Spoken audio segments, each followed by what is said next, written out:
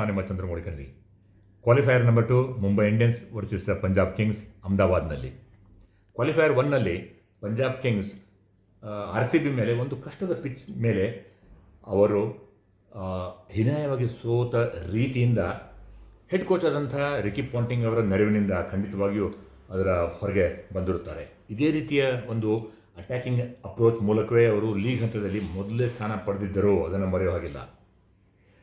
ಅಷ್ಟೇ ಅಲ್ಲ, ಅಹಮದಾಬಾದ್ನ black soil pitch ಕೂಡ ಅವರ ಈ ಅಟ್ಯಾಕಿಂಗ್ ಅಪ್ರೋಚ್ಗೆ ಪುಷ್ಟಿ ನೀಡುತ್ತದೆ.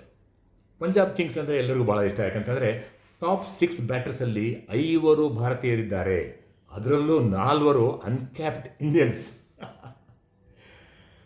ಅಷ್ಟೇ ಅಲ್ಲದೆ ಜಾಶ್ ಇಂಗ್ಲಿಷ್ ಹಾಗೂ ಮತ್ತೊಬ್ಬ ಆಸ್ಟ್ರೇಲಿಯನ್ ಸ್ಟಾಯ್ನಿಸ್ ಅವರು ಬ್ಯಾಟಿಂಗ್ಗೆ ಹೆಚ್ಚು ಬಲ ನೀಡಲಿದ್ದಾರೆ.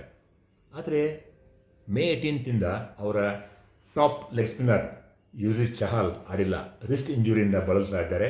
ಹಿಂದೇನಾದ್ರು ರಿಕವರ್ ಆಗಿ ಅವರು ಆಡಿದರೆ ಮಾತ್ರ ಮುಂಬೈ ಇಂಡಿಯನ್ಸ್ಗೆ ಕಾಟ ಕೊಡುವುದು ಸಹಜ. ಇದೇ ಮುಂಬೈ ಇಂಡಿಯನ್ಸನ್ನು ಮರೆಯಬಾರದು. ಪಂಜಾಬ್ ಕಿಂಗ್ಸ್ ಕೊನೆಯ ಲೀಗ್ ಮ್ಯಾಚ್ನಲ್ಲಿ ದೆಹಲಿಯಲ್ಲಿ ಸೋಲಿಸಿದ್ದರು.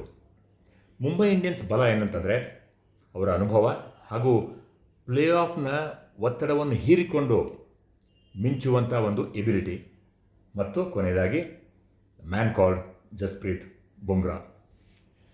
Riyan Rickelton wicket keeper batter, ಅವರ ರಿಪ್ಲೇಸ್ಮೆಂಟ್ ಆಗಿ ಬಂದಂಥ ಜಾನಿ ಬೇಸ್ಟ್ರೋ ಮತ್ತೆ ಸಿಡಿದರೆ ಪಂಜಾಬ್ಗೆ ಭಾಳ ಕಷ್ಟ ಆಗುತ್ತದೆ.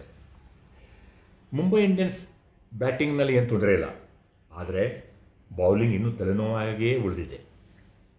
ಯಾರು ಪವರ್ ಪ್ಲೇಸ್ನಲ್ಲಿ ಹಾಗೂ ಫೀಲ್ಡಿಂಗ್ನಲ್ಲಿ ಗೆಲ್ಲುತ್ತಾರೋ ಅವರೇ ಫೈನಲ್ಸ್ಗೆ. ನನ್ನ ಹೃದಯ ಹೇಳುತ್ತದೆ ಪಂಜಾಬ್ ಕಿಂಗ್ಸ್, ಆದರೆ ಮನ ಮುಂಬೈ ಇಂಡಿಯನ್ಸ್.